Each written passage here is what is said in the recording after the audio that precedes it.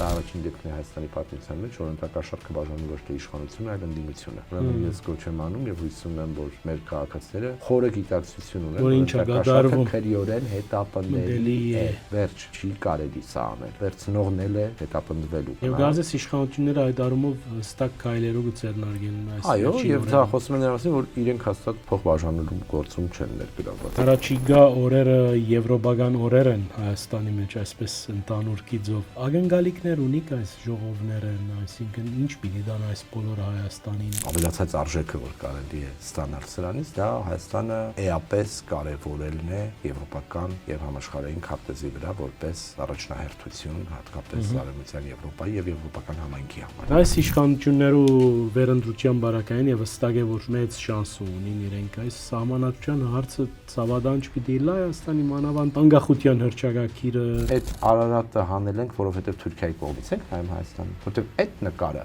մեջքով է դեպի այնտեղ եւ դեպի ներս նայել է։ Աշխարհին Հայաստանից չեք նայում։ Հայաստան-Թուրքիա կարգավորման համատեքստում գնդակը Թուրքիայի դաշտում է։ 2 տարուց ավելի է մենք խոսում ենք այն մասին, որ հայկական կողմն ամբողջությամբ պատրաստ է սահմանների բացմանը, վերագործարկմանը։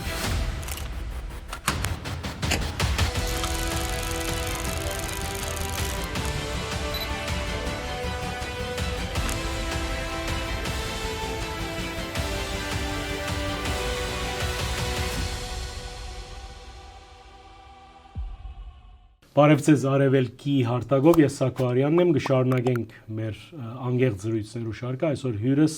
Արսեն Խարադյանն է, Ալիք մեդիայի հիմնադիր, բարի եկեք, պարոն Խարադյան, ուրախ եմ այս առիթին համար։ Բարև ձեզ, շնորհակալ եմ հրավերի համար, ուրախ եմ ձեր տաղավարում լինել։ Գիտեք, սկսենք Գարսեն, այնտեղ ինչ որ հանդիպում տեղի ունեցավ հայ-թուրքական կոմունիկացիայի, այսպես արևելահայ դրվածքով հանդիպում էր, բայց նաև կնկատենք, որ դեղաշարժ չկա որոշակի հայ-թուրքական օրակարգով եւ միշտ Անկարա հանգարց վերջին բահուն այսպես ռիֆեր գնե դեպի հայ-ադրբեջանական վերջնական փաթեթավորում, համացայնություն, ինչ կուզեք կոչեք։ Ինչ է պատճառը ձեր կարծիքով այս հաբաղումին։ Արդեն տևական ժամանակ է, ինչ Հայաստան-Թուրքիա կարգավորման համատեքստում գնդակը Թուրքիայի դաշտում է։ 2 տարուց ավելի է մենք խոսում ենք այն մասին, որ հայկական կողմն ամբողջությամբ պատրաստ է սահմանների բացմանը, վերագործարկմանը, այսպես հաղորդակցությունների վերականգնմանը եւ դիվանագիտական հարաբերությունների հաստատմանը, ինչին անուղղակի ուղիղ տարբեր անգամներ լսել ենք, որ պաշտոնական Անկարան ասում է, քանի դեռ չեք կարգավորել Ադրբեջանի հետ վերջնական հարցերը, այստեղ պրոգրես չի լինելու։ Վերջին շրջանում կարծեք թե կախված թե ինչ կոնկրետ իրավիճակում ենք, թուրքական կողմից որոշ առաջընթացի նշույլներ ենք տեսնում, մասնավորապես հիշում ենք նախորդ տարվա սեպտեմբերին Ֆիդանյային հայտարարությունը, որ տարեսկզբին հույս ունեն, որ Հայաստան-Ադրբեջան պայմանագիրը կստորագրվի, սա հետևում էր օգոստոսի 8-ի գործընթացին, այսինքն Վաշինգտոնում կնքված համաձայնագրերին, բայց ես կարծում եմ, որ սրան զուգահեռ տեղի ունեցավ նաև տեսակ Ադրբեջանի փոխվարչապետի այցը Հայաստան, Շահին Մուստաֆայևի այցը, եւ կարծես թե համաձայնեցված են գործում Անկարան եւ Բաքուն։ Ակնհայտ է արդեն տևական ժամանակ, որ Հայաստան-Թուրքիա հարաբերությունների հիմնական գործոնը Ադրբեջանն է դարձել, դա լավ ու վատի կամ դա իրողություն է, որի հետ պիտի առերեսվենք, եւ կարծես թե վերջին պահին տեսնում ենք, որ Էրդողանն այնուամենայնիվ որոշումներ է կայացնում կամ Էրդողանի կառավարությունը որոշումներ է կայացնում հենվելով Ադրբեջանի նախընտրությունների վրա, իսկ Ադրբեջանը չի շտապում նաեւ Հայաստան-Թուրքիա ուղղությամբ որևէ կերպ դրական դերակատարություն ունենալ։ Ադիգը մտահոգեց ես։ Ինչ խոսք, մենք կարողացել ենք տեսեք, եթե մի քիչ հետ գնանք պատմության, ոչ վաղ անցյալի պատմության որոշ դրվագների, Հայաստան-Թուրքիա կարգավորման նախորդ փուլը 2009-10 թվականներ Դավութօղլու Գյուլի շրջան, այո, ֆուտբոլային դիվանագիտություն, մենք երկու հիմնական գործոն էինք առանձնացրել, որոնք այսպես կոչված սպոյլեր էին հանդիսանում, դա մի կողմից Ադրբեջանն էր, որովհետև հիշում եք այդ պրոտոկոլներով Ղարաբաղ չկար, այսինքն մենք երկու բաներ տեղի ունեցել, այդտեղ փաստորեն մենք համաձայնել էինք հայ-թուրքական ցեղասպանության շուրջ պատմաբանների հանձնաժողով ունենալ, որը Թուրքիան համարում էր նվաճում եւ այդպես էր վաճառում իր ժողովրդին, եւ մյուս կողմից կարողացել էինք տարանջատել Արցախյան կարգավորումը Հայաստան-Թուրքիա կարգավորումից, մի բան, որ Ադրբեջանը տևական ժամանակ ամեն ինչ արել էր, որպեսզի միասին գնան։ Եվ ուրեմն դաշնակցությունը մի կողմից էր, սպոյլեր, բանը Ադրբեջանը մյուս կողմից էր սպոյլեր նախորդ գործընթացի։ Այս փուլում կարծես թե Հայաստանի ներսից այնքան էլ այս կարգավորման դեմ չեն կարողանում, բայց Ադրբեջանի ակտիվ գործունեությունը մի քիչ ավելին ստանալու եւ այսպես կոչված այս լծակը պահելու կարծես թե էական է, իսկ տարբեր հանդիպումներում եւ տարբեր փակ խոսակցություններում մենք նաեւ թուրքերից ցավոք լսում ենք այն, որ հիշում եք մենք ձեզ մի ժամանակ ասում էինք երկու ռեգիոնից դուրս եկեք սահման բացենք եւ այլն, հղումանելով փուլային կարգավորմանը, հղումանելով հնարավոր տարբեր գործոնների համադրությամբ ինչ որ լուծումների, իսկ հիմա ասում են դուք պարտվել եք ինչ մոտիվացիա ունենք սա անելու։ Սա իհարկե հրապարակային չի ասվում, բայց այսպես տարբեր փակ հավաքների ժամանակ լսել ենք նաև այս արտահայտությունները։ Ախարադյան, առաջիկա օրերը եվրոպական օրեր են Հայաստանի մեջ, այսպես ընդհանուր գիծով։ Ակնկալիքներ ունիք այս ժողովները, այսինքն ինչ պիտի դան այս բոլորը Հայաստանին, ինչ է ընդհանուր ակնկալիքը Հայաստանի։ Առավել կարևոր, այսպես ասած, նվաճում չասեմ, բայց ավելացած արժեքը, որ կարելի է ստանալ սրանից, դա Հայաստանը էապես կարևորելն է եվրոպական եւ համաշխարհային քարտեզի վրա որպես այսպես ասած առաջնահերթություն հատկապես Արևմտյան Եվրոպայի եւ եվրոպական համայնքի համար։ Կովկասի բադոհան են հարավային Կովկասում։ Այս պահին առնվազն հարավային Կովկասում եւ ավելի լայն տարածաշրջանում Հայաստանը թիվ 1 առաջնահերթություններից է, Ուկրաինան եւ Մոլդովան բնականաբար զուգահեռաբար, սա նաև իհարկե պայմանավորված է ցավոք Վրաստանում տեղի ունեցած հետընթացով, բայց մի կողմ դնենք սա, իսկապես Հայաստանը առանձին որպես կոնկրետ երկիր, որի շուրջ եվրոպական համայնքը կարծես թե որոշակի համաձայնություն ունի, հաստատված է։ Դրանից զատ ուրեմն մի անգամ էլ մեր հերոսադիտողին հիշեցնենք, որ այս համաժողովը ինքը համեմատաբար նոր բան է, սա 8-րդն է, 2022-ին է ստեղծվել, այսինքն եվրոպական քաղաքական համայնքի հանդիպում է, սա քաղաքական խմբերի է, բայց երկրների ղեկավարների մակարդակով է տեղի ունենում եւ առավելապես Ֆրանսիայի մեծ ներգործությամբ ուկրաինական ճգնաժամով պայմանավորված նոր ֆորմատ է,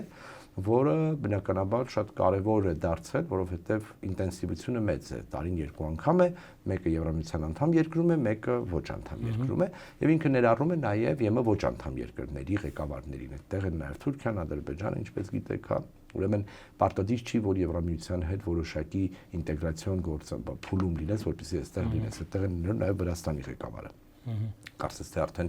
Վրաստանի վարչապետը հաստատել է իր մասնակցությունը։ Հաջորդ օրը տեղի է ունենալու Եվրամիություն Հայաստան գագաթնաժողովը, որը առաջինն է։ Եվրամիությունը նախորդ տարի համանման գագաթնաժողով էր Հնդկաստանի հետ, սա նաև Եվրամիության ընդլայնման քաղաքականության տրամաբանության մեջ պետք է դիտարկել։ Հայաստանի հետ օրակարգային հարցերն իհարկե շատ ավելի կոնկրետ են։ Հայաստանն այս պահին աշխարհում միակ երկիրն է, որի հետ Եվրամիությունը վիզայի ազատականացում է բանակցում, նաև քաղաքական եւ ներգրավվածության իմաստով Եվրամիության լրջության աստիճանն է ի ցույց դնում, նաև մի ինչ որ իմաստով իջիկ դարձնելով կամ հակափաստակ բերելով նրանց, ովքեր ասում են, լավ, շատ լավ, դուք ուզում եք գնալ դեպի Եվրամիություն, իսկ արդյոք Եվրամիությունն ուզում է, հիմա ուզում եք, կարծես թե էլ ավելի ուզելու ինչ եղանակներ չեն կարող նել։ Եվ երրորդ ոչ պակաս կարևոր համաժողովը, որ արդեն ավանդույթ է դառնում, Հայաստանը սկսել է այսպես կոչված Երևանյան օրեր, Yerevan Days համաժողովը, որը քաղաքական համաժողով է, ես կարծում եմ Հայաստանը շատ վաղուց կարիք ուներ այսպիսի մի այսպես նշանային միջոցառման տարեկան, որտեղ արտաքին քաղաքական, անվտանգային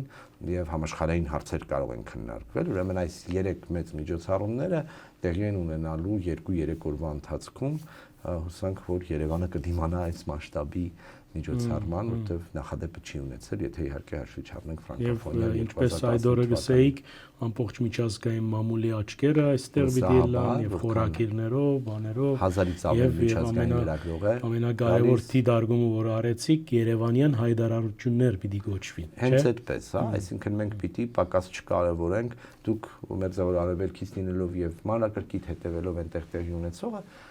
լիբանանյան օրինակը վրա որ ասենք մինչ օրս, 1989 թվականի քաղաքացիական պատերազմի այն ժամանակ հրադադարից հետո ով գիտեր Տաիֆ քաղաքի անունը, Տաիֆ համաձայնագիրը եղավ Սաուդյան Արաբիայում եւ ուրեմն դրանից հետո բոլորը մինչեւ հիմա հղում են Տաիֆի կամ ով կիմանար Սայքս-Պիկոյի անունները, եթե հույս ունենք, որ Երևանյան հայտարարությունները մեկը առնվազն այդ քաշը ես եւս հույս ունեմ, որովհետեւ եթե հիշում եք, այսինքն սրանք պատմական են, նշանային են, բայց նաեւ պակաս կարեւոր չեն, հաճախ ձևը մարդիկ կամ հենց կոնկրետ տոպոնիմիկան, տեղանվային, տեղանունների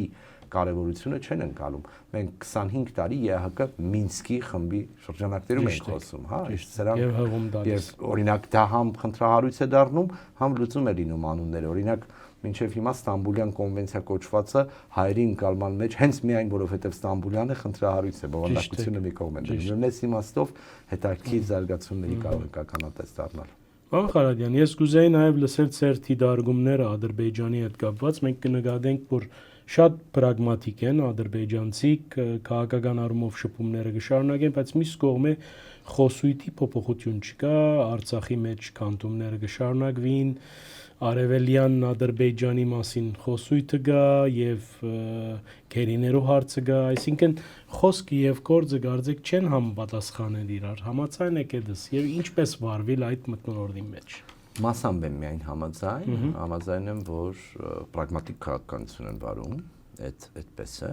Միևնույն ժամանակ, այո, համաձայն եմ նաև, որ վարքագծի տեսանկյունից հաճախ այն ինչ որ մենք պիտի ակնկալեինք կամ եթե խաղաղության մասին ենք իրապես խոսում, ապա պիտի առնվազն այսպիսի վարքագծի ականավարքագծի կամ դրան ավելի մեղմեցման պիտի նկատի լինենք։ Չեք համեմատի իհարկե մինչև 2025 թվականի օգոստոսի 8-ը, նույնիսկ ապրիլ անցյալ տարվա ուղիղ 1 տարի առաջվանից նվազեցումը առնվազն ագրեսիվ ռետրոաբանության դա կա, բայց որոշակի նվազում այնուամենայնիվ նկատում ենք։ Այն, որ հայկական պատմական հուշարձանների ոչնչացումը այնտեղ շարունակվում է, դա իհարկե ոչ միայն ողբերգություն է, այլև այդտեղ մենք անելիք ունենք իրապես, եւ ես համաձայն չեմ որոշ գործընկերների այն դիտարկումներին, թե իր ինքնիշխան տարածքն ինչ ուզում անում է, այդպես որ լինի, մենք ինչ ամբողջ աշխարհում որևէ անգամ պիտի չխոսենք մեր ժառանգության մասին։ Հարցն այլտեղ է, իդեպ խորհուրդ եմ տալիս մեր գործընկերներին, ովքեր հետաքրքրված են,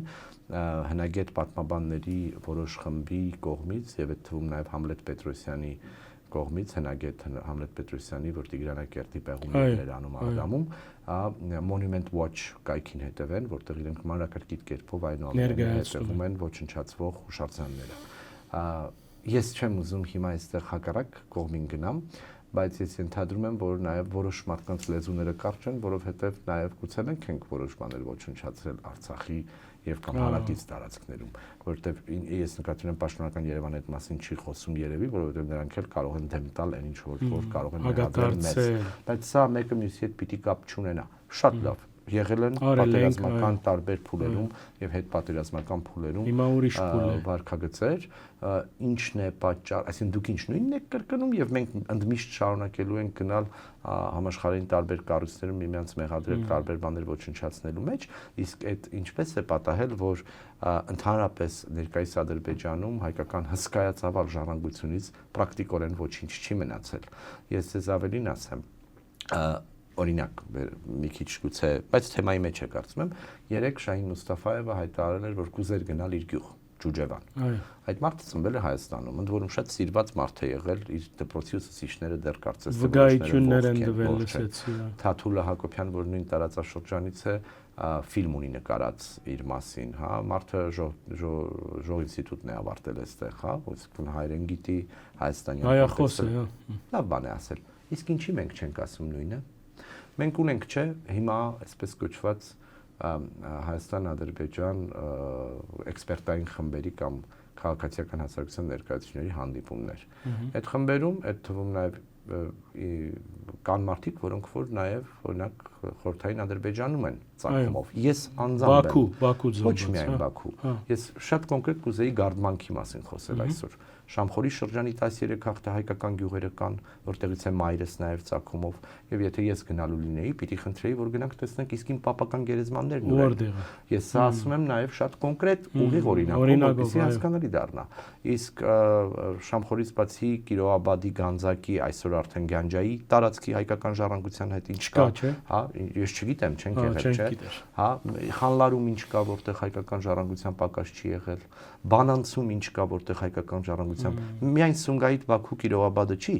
Եվ ես հաճախ նաև ես ասում եմ, այդ մարդկանց մեծ մասն այսօր եկել է եւ ադրբեջանաբնակ նախկին գյուղերում է ապրում, Սևանի շրջանում։ Հիմա այդ ոնց ենք անելու, երբ նաև խոսում են այն մասին, որ իբրև թե ադրբեջանցիներ պիտի վերադառնան Հայաստան։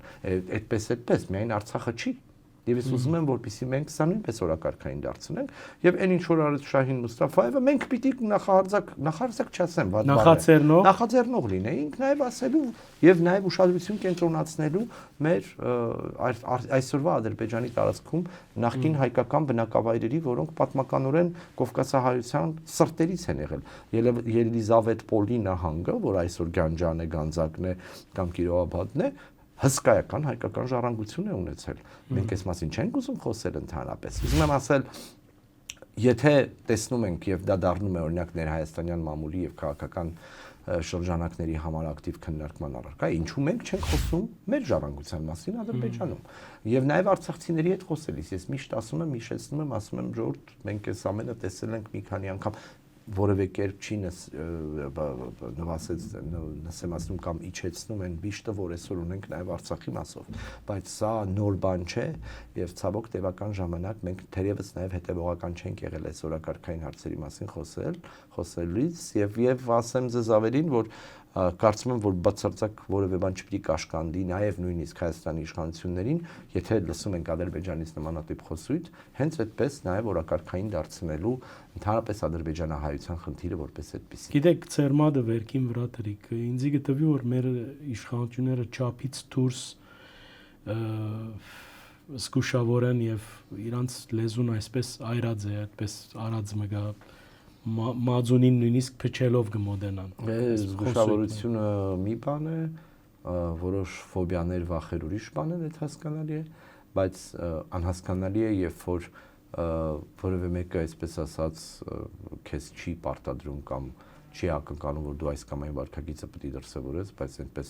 այսպես իրենք դոշտված հաճախ խոսում են տարբեր հարցերի մասին։ Չխուսափենք ամենակակտուալ դարձած հարցերից մեկից, այս անձնագրի հարցը։ Շատ լավ։ Ինչի ենք Արարատը հանել այնտեղից։ Ես հիմա շատ ուրիշ հարց եմ տալիս։ Այդ Արարատը հանել ենք, որովհետև Թուրքիայի կողմից ենք նայում Հայաստանին։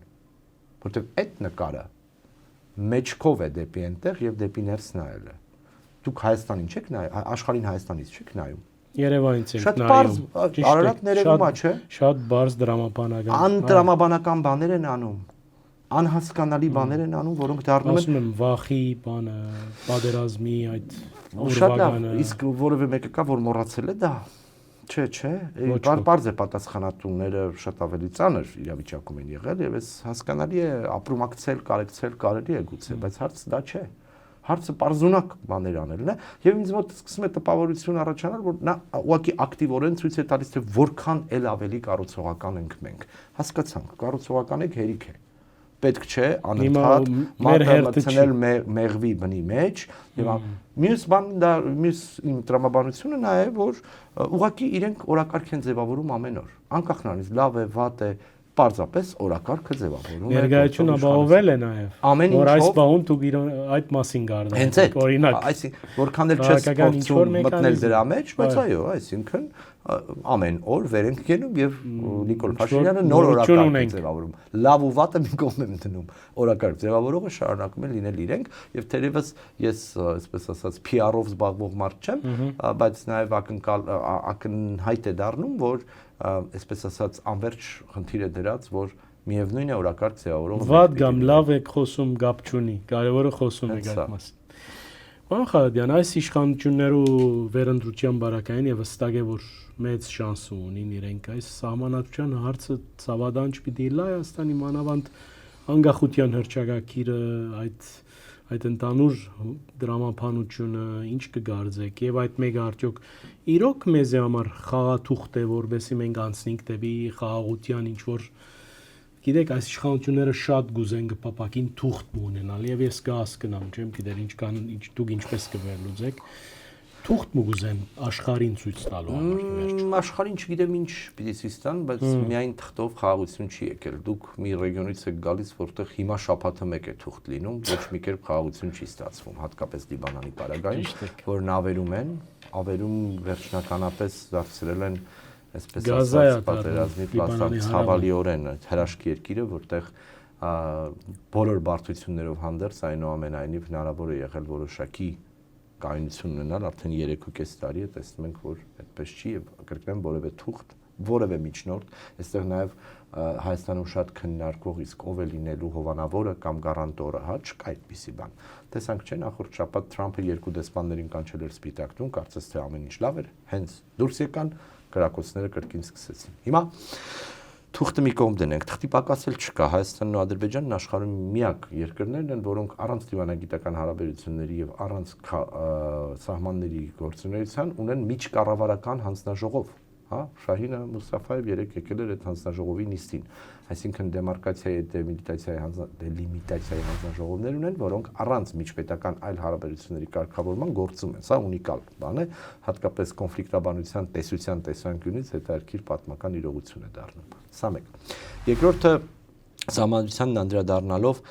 ես այս մասին մի քանի անգամ խոսել եմ, գիտեք, իրենք արդեն հռչակել են, չէ՞ որ գնում են դեպի 4-րդ հանրապետության, այսինքն պիտի վերանայեն։ Նաև հայտարարել են, որ Արցախի հարց չկա, մենք Ղարաբաղյան շարժումը չենք շարունակում, շատ լավ, այդ են ասում իրենք։ Բայց այդ սահմանադրության պրեամբուլան չի, որ ամենաեականն է։ Եթե մենք իսկապես սահմանադրություն ենք ուզում փոխել, մենք իրավամբ հակակշիռների իշխանություններ ստեղծելու խնդիր ունենք։ Թերևս պետք չէ հիշեցնել, չէ՞, որ 2018-ի հեղափոխությունը տեղի է ունեցել այդ սահմանադրական փոփոխության պատճառով, որի միջոցով այդպես։ Հիմա փոխելու ենք սա, թե այս սուպեր վարչապետին պահելու ենք։ Նիկոլ Փաշինյանը առիթ բաց չէր թողում սուպեր վարչապետության մասին խոսելուց։ Հիմա կարծես թե դուր է եկել իրան դա։ Ուրեմն ես կուզեմ բովանդակային խոսակցությունը սրա շուրջ լինի։ Պրեամբուլան կարող է դառնալ հիմնական մեծ թեման հանրային կյանքում, պետության ինքնության հարցում եւ այլն, բայց առավել կարևորը իսկ ինչպիսի հակակշիռների եւ իշխանության բաժանման սկզբունք եւ տրամաբանություն են ուզում բերել։ Խոսել են արդեն, որ դատական համակարգում որոշ փոփոխություններ է ակնկալում։ Տեսնենք դա ինչ է նշանակելու։ Արդյոք դատավորների անկախությունն իրապես ավելի ապահովված է լինելու։ Արդյոք մենք ունենալու ենք լուրջ խորհրդարանական երկիր, թե հետ են գնալու ինչ որ կիսանախագահական մոդել։ Ես ամենը շատ ավելի էական ու կարևոր են, բայց նաև մի ուրիշ հանգամանք տեսնում ենք, որ Ադրբեջանը կարծես թե սահմանադրության հարցը շատ չի ակտիվացնում հիմա։ Ենթադրում եմ, որ սպասում են ընտրություններից հետո, որպեսզի շատ չխանգարեն գործընթացին, իրենց հաշվարկներից ելնելով, բայց նաև հասկանում եմ մի բան, որ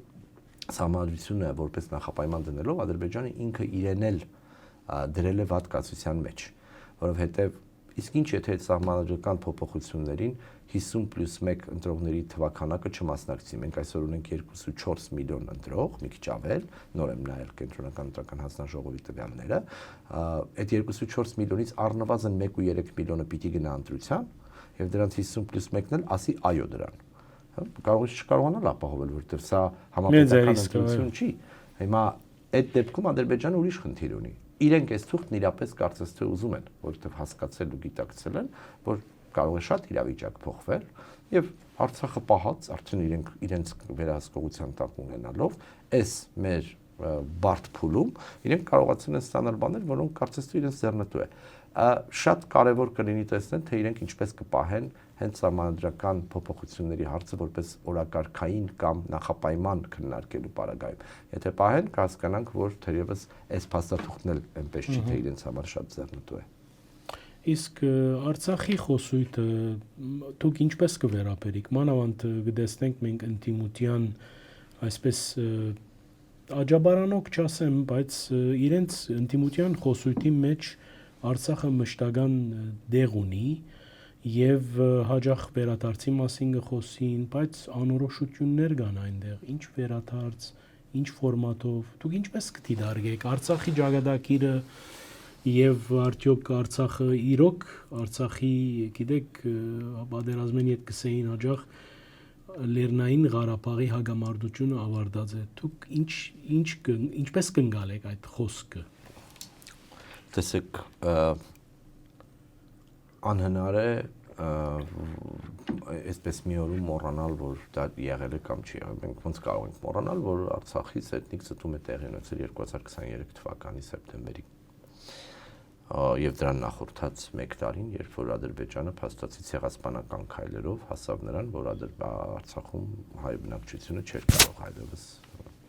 այնտեղ մնալ։ 1.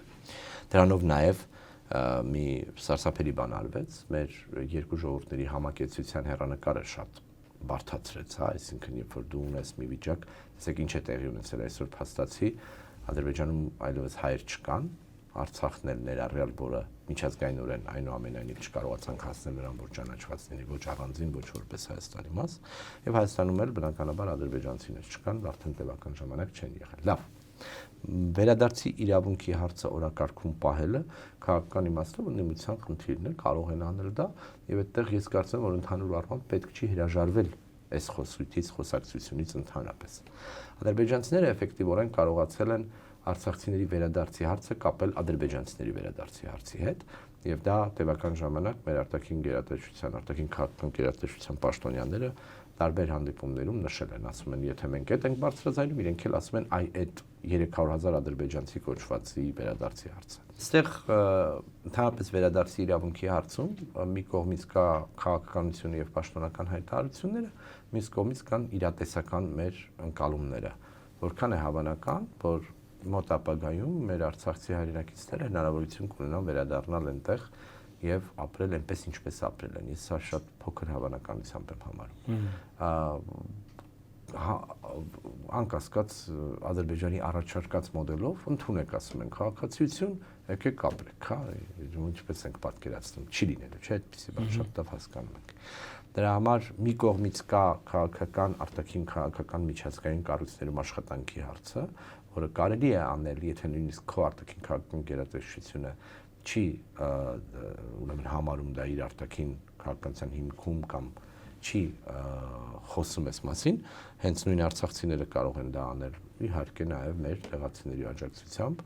բայց դրա հետ մեկտեղ կա մարդկային էլեմենտը, որտեղ Նիկոլ Փաշինյանն ինչ է ասում, ասում է, ես առավել անկեղծ եմ, ես ասում եմ մնացեք այստեղ, ձեր տունը կառուցեք այստեղ, որովհետև մոտ ապագայում դա չի լինելու։ Էմոցիաները եթե մի կողմ դնենք, ինքը շատ ավելի ուղիղ է խոսում այն մասին, որ մոտ ապագայում դա չենք կարողանալու անել, ցավալի է, հայրենազրկում է, բայց կառուցեք ձեր ապագան Հայաստանում։ Դուք այդպես կավարտեք։ Ես ռեալ եմ ուզում նայեմ։ Ես տեսել եմ իմ մորական կողմի 88 թվականի փախստական դարձած հայրենակիցների հարազատներին, ինչ դուրս կամ ամպագորգոր հայտարարություններ անեմ եւ հույս տամ մարդկանց, որ ինչ որ ով է գալու մեզ օգնի, մենք մեր ռազմական ուժով մոտ ապագայում կարողանալու ենք Արցախը հետ նվաճել եւ բերել են իրավիճակին, որ ունեցել ենք, հա, ինչով ենք դա անելու, տարածում են լուրեր թե իբրև թե աշխարհաքաղաքականություն ինչ որ բան պիտի փոխվի, Ռուսաստանը կգա կպատժի եւ գուդա մեզի կնվիրի։ Հա, 4.5 տարի է Ուկրաինայում պատերազմ է մղում, տեսնում ենք ինչ է կատարվում, տեսել ենք նաև այսպես կոչված ռուս խաղաղապահներին, որոնց աչքի առաջ է տեղի ունեցել բլոկադան, արցախցիները դա լավագույնս գիտեն եւ գիտեք այո խիզախություն է պահանջում, ես ձեզ ասեմ ավելին 23 թվականին, երբ արդեն պարզ էր, որ սովահար են լինում մեր հայրենակիցները, շատ քիչ մարդիկ էին Երևանից խոսում են մասին, որ պետք է կոչանել, որ գան։ Այդ թվում նաև իշխանությունը չէր ասում, բնականաբար բոլորը հասկանում են, որ դրա պատմական նշանակությունը եւ իրենց դեմ օգտագործվելիքը լինելու է, բայց մենք ազնիվ չգտնվեցինք մեր հայրենակիցների հետ նաև այդ փուլում։ Եվ որքան պիտի այսպես անենք, որքան պիտի մենք, հա, այդ ամբողջ ես ասում եմ, կրկնում եմ,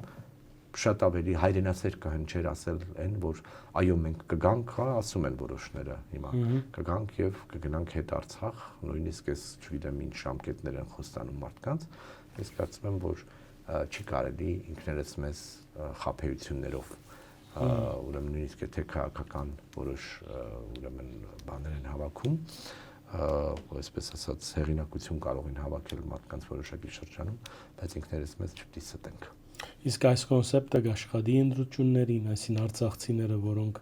դարձած են Հայաստանի Հանրապետության քաղաքացիներ, կքվեարկեն այն ուժերում, որոնք այսպես խոստումներով։ Ես շատ վստահ չեմ, արցախցիներն էլ կարծում եմ շատ լավ բաներ, շատ կոնկրետ տեսնում են իրերի դրությունը, այո, վստահ եմ, որ որոշ արցախցիներ չեն ներելու այս իշխանությանը եւ ամեն ինչ տշնամի են տեսնում, իրենց քաղաքացու իրավունքն է, բայց չափազանցված եւ ուռճացված է, թե արցախցիները բոլորը ուրեմն գնալու են եւ միայն ընդդիմությանն են ձայն տալու, Էջմիածնի ընտրությունները ցույց տվեցին, որ դա այդքան էլ այդպես չի։ Ավելին ասեմ ձեզ, այդպես մեծ չի քաղաքացիություն ստացածների թիվը ցավոք 30,000-ը մի փոքր է անցնում, եթե հաշվենք 120-ից 150,000 դեռևս 20 թվականի հադրութի շրջանի եւ մյուս հատվածներից եկած մեր հայրենակիցների թիվը եւ այդտեղ նաեւ ընտրության տարիքից ցածր քաղաքացիների պակաս չկա, ուրեմն խոսել են մասին, թե արցախցիները այս ընտրություններում գործոն են, չափազանցված է կարծում եմ, այո։ Վերջին հարցը ինչ կնախադեսեք, կգանխադեսեք ընտրություններով հետ կապված, ձեր մտքի մեջ ինչ որ ուժերն են, որ պիտի հասնի խորհրդարան եւ մեծ հաշվով ինչ դեսագի խորհրդարանը պիտի ունենանք, որտեղ մենք այս վերջին տարիները կդեսնենք այդ փորձը, որ ոչ ընդդիմությունը կկարողանա իր օրագարկերը առաջ տանել, ոչ իշխանությունը կգրնա լուրջ օրենսդրական գործով զբաղվել, այլ ընդդիմության հարտակը դարձած է այսպես բոքսինգ ռինգ դժբախտաբար առաջին եւ կարեւորագույն բանը որ ինձ համար առանցքայինը դա այն է որ ընտրություններն անցնեն առանց որևէ թերացումների կլինեն փոքր բաներ անհնար է որ չլինի օրինակ մի բան որ այս տարի անպայման լինելու է նույնպես Հայաստանի Հանրապետության եւ ընդդիմադիր մամուլը արդեն կսպասի ընտրողների մեջ կա 120 անուն որոնք նույնական են անուն ազգանուն հայրանուն որոշ տարբերություններով։ Հիմա օրինակ այդ խնդիրը էլի առաջանալու 25 տարի առաջանում է։ Ընտրական ցուցակների որակի հետ կապված կարծում եմ մեծ խնդիրներ պիտի չլինեն, բայց տեսնենք, որտեղ մաքրված է։ Ընտրական բուն, ընտրական գործընթացի հետ կապված մեծ վստահություն չեմ ասի, բայց մեծ հույս ունեմ, որ չենք ունենալու որևէ խնդիր, այսինքն մարդկանց քվեն տեղ է հասնելու, սա մեկ։ Դժվարանում եմ այս փուլում ասել, թե որ ուժերը ինչ շանսեր ունեն, այո, համաձայն եմ, որ գործող քաղաքական մեծամասնությունը թերևս առավելություն կունենա, բայց չեմ շտապի ասել, թե մեծամասնություն են տանելու։ Բարդ է ասել, այնպես չի, որ այսօրվա իշխանություններին շատ են բոլորը սիրում, նույնիսկ եթե էկրաններից եւ Facebook-յան էջերից տեսնում ենք, թե ամեն բան լավ է, բայց դրա հետ մեկտեղ ակնհայտ տարբերություններ կան, եթե համեմատելու լինեն նախորդ տարիների կամ մինչ 18 թվականը եղած գործող քաղաքական իշխանությունների հետ կապված։ Կախված նրանից, թե ինչ սխալներ կանի նաև քաղաքական մեծամասնությունը, որտեղ կարծես թե դրա պակասներ չկա, հա, ել ավելի խորացնելու այն ֆոբիաները, որոնք որ կան իրենց նկատմամբ կամ այն նեգատիվ վերաբերմունքը, որ կա իրենց նկատմամբ։ Կարևոր է տեսնել մասշտաբը, օրինակ, տարբեր հիբրիդային հարցակումների, որի մասին շատ չեն սիրում խոսել ընդդիմությունն, ասում այդպիսի բան չկա, ամեն օր ենք տեսնում դրա օրինակներ։ Օրինակ երեք դրել էին Շահին Մուստաֆաևի եւ Նիկոլ Փաշինյանի նկարը իրար կողքի, ասում են երկուսն էլ Ադրբեջանի սպասարկում են, որտեղ նոյեմբերյանում են դպրոց գնացել։ Դե ծիծաղելի չի, սա ինչի մասին են խոսում, հա։ Սա էլ է հիբրիդային տրամաբանության մեջ։ 2 օր առաջ ադրբեջանական իբրև թե Ադրբեջանում բանի Փաշինյանի նկարն էին դրել եւ դա էլ սկսել շրջանառվել։ Ես կոչ կանեմ մեր քաղաքացիներին հնարավորինս դուրք չտալ մեդիա մանիպուլյացիաներին եւ այն ստերին, որոնք տարածվում են, դրա հետ մեկտեղ այո, այնպես չի թե ամեն ինչ շատ լավ է երկրում եւ միայն իշխանությունն է, որ հավատում է։ Եվ կովերկում ենք, մենք նստած կովերկում ենք, հենց դա եւ մի ուրիշ բան, արդյոք որքան է լինելու, սա մենք նաեւ առերեսվում ենք երեք իմ շատ լավ գործընկեր Աղասի Թադևոսյանը, մշակութային մարդաբան, կրկին առանձնացրել էր այն փաստը, որ սա առաջին դեպքն է Հայաստանի պատմության մեջ, որ ընտրակաշառքը բաժանում ոչ թե իշխանությունը, այլ ընդդիմությունը։ Ուրեմն ես կոչ եմ անում եւ հույս ունեմ, որ մեր քաղաքացիները խորը գիտակցություն ունեն, որ ընտրակաշառքը քրեորեն հետապնդելի է։ Վերջ,